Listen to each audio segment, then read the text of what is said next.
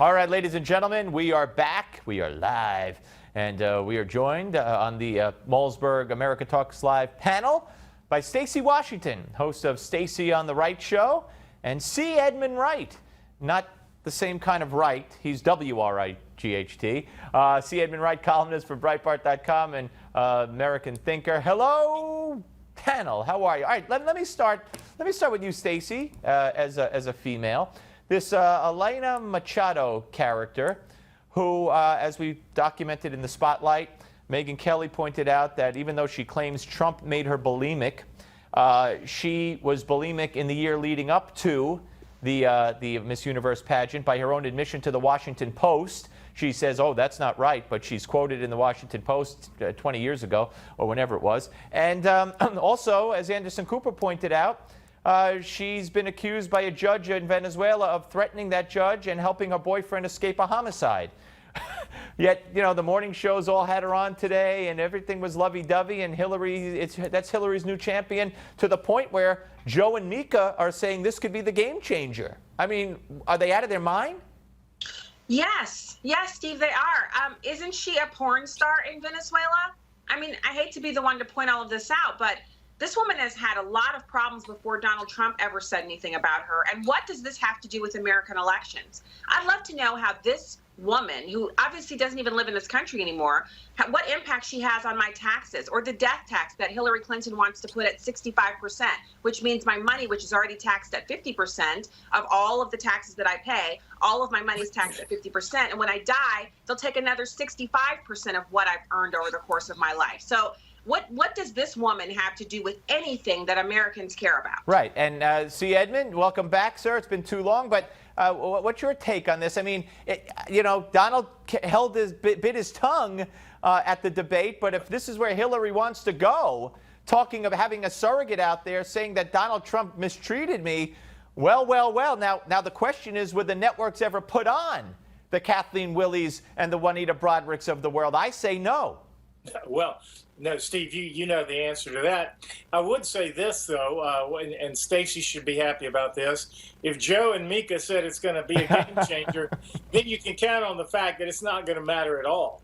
Obviously, this is a distraction. I think Trump has some problems with statements he's made about certain women over the years. I think, you know, again, that's just a stylistic distraction. Doesn't really address any of the issues facing the country. But isn't it amazing, Stacy? And I mean, this is they're eating it up. I mean, you've got people like Kathleen Willie, Juanita Broderick, Paula Jones, others begging to come on these shows. They're out there. They're on Facebook. They're on Twitter. I want to do this. I want to come on. And they couldn't bribe their way onto a network TV show. But the second this woman comes forward and says, oh, now, she didn't say he touched me. She didn't say he put his hands on me. She didn't say he propositioned me. He said bad things about my weight. Oh, put him on, put him on. I mean, it's just such, the double standard is devastating. Yeah, it is a double standard, but this is a place where I really see that Donald Trump has an advantage because he is a plain speaker, and a lot of Americans really understand that.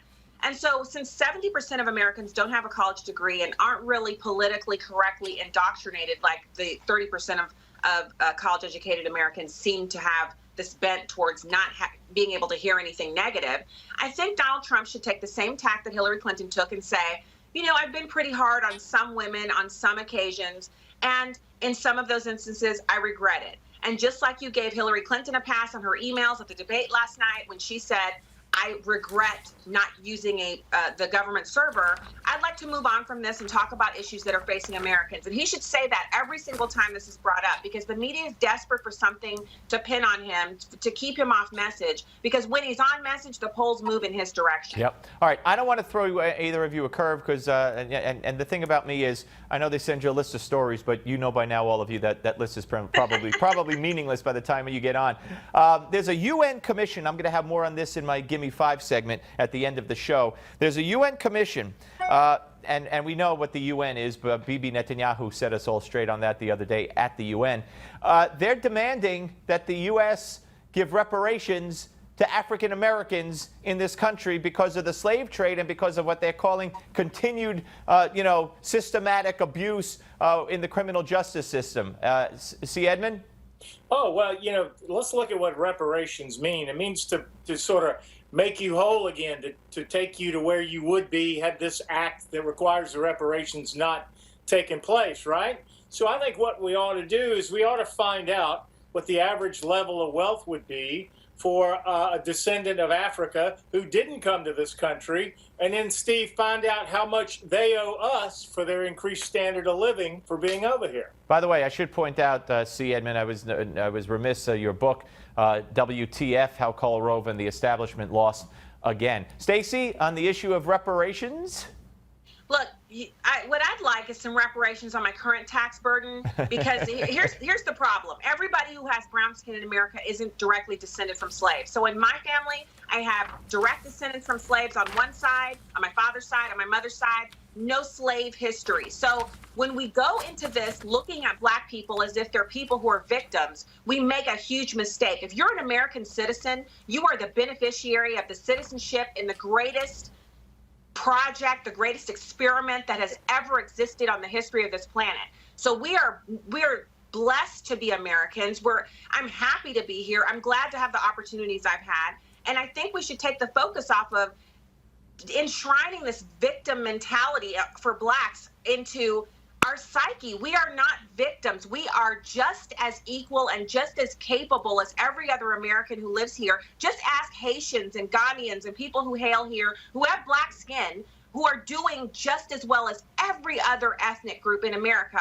They're outperforming whites and Asians when they move here with their entrepreneurship and their ability to earn wealth and get educations. Right. So it's not the skin that you're in that's the problem. It's your mindset. Yep. No, I hear you loud and clear. All right. I also want to bring something up. The FBI in their document dump on Friday. No, maybe not. No, this is separate. I take that back. I don't think this was there. But finally, they have released transcripts of the Orlando shooter.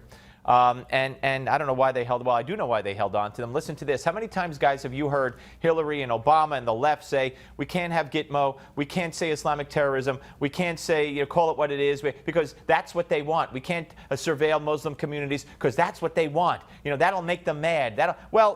We learn now that during an exchange while the shooting was taking place and the shooter was on the phone with the cops, and they said to him, what's going on? And he said, yo, the airstrike that killed Abu Wahid a few weeks ago, that's what triggered it, okay? So it was an Obama drone strike, which he does more often than Bush ever did, that triggered the attack in Orlando, we now know. And does this mean that Hillary and Obama are going to start saying we can't use drone strikes because that's what they want? It'll make them mad? See, Edmund?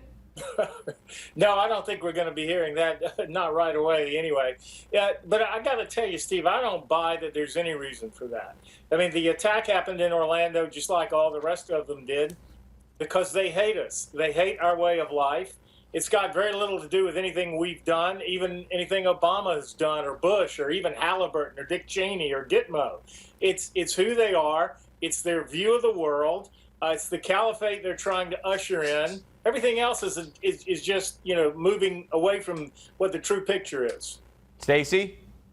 I'd love to see them put the same level of focus on our actual homeland security objectives, which are securing the homeland from homegrown and foreign terrorism, which means we need to slow down the influx of refugees. We need to look at our immigration policy. We need to seal the southern border. We need to look at the visa overstays as criminal activities, which is what they are. And we need to have a tougher policy on individuals who gain access to this country and are here illegally. That is the way that we put the tamper down on some of this terror. And then if someone in the White House would grow a backbone and start acting as if we are a great global superpower and we have a military that kicks tail all over the globe, these guys wouldn't be so inclined to get in a tizzy and attack us on the homeland. All right, 30 seconds each, max, 20 seconds each. Start with Stacy. What are you looking for going forward as far as the fallout from the debate? How are the polls going to react when we see them?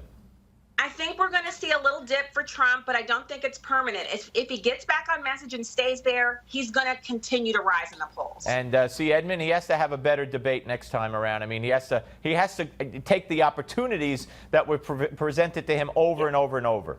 Yeah, he does, and I agree with Stacy. We'll probably see a 2 to 4% dip for Trump. Again, there's 2 more of these deals. There's terror attacks, BLM, anything can change it, but the debate didn't help him at all. Yeah. All right. Stacy Washington, C. Edmund Wright, thank you both. Appreciate it as always. All right, folks. You know, we have Webb Hubbell on, the former assistant U.S. Attorney General, former Hillary Clinton law partner. And, you know, there are times he's pretty honest with us about what he thinks. He supports Hillary. But, you know, when he disagrees with something that's been done, he's not afraid to say it. So we're going to be joined by Webb when we come back. And the number, 877-NEWSMAX, 877-NEWSMAX. This is America Talks Live. We want to hear from you, so give us a call. We're coming right back.